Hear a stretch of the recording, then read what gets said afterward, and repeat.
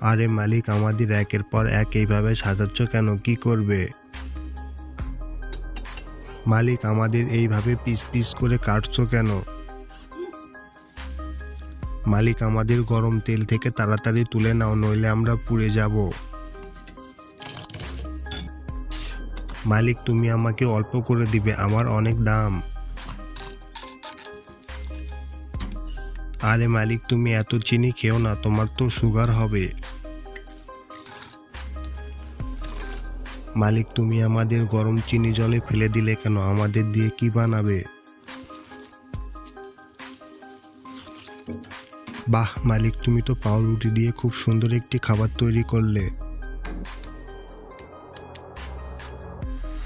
আরে তোমরা কি দেখছো? মালিকের জন্য একটি লাইক সাবস্ক্রাইব করে দাও।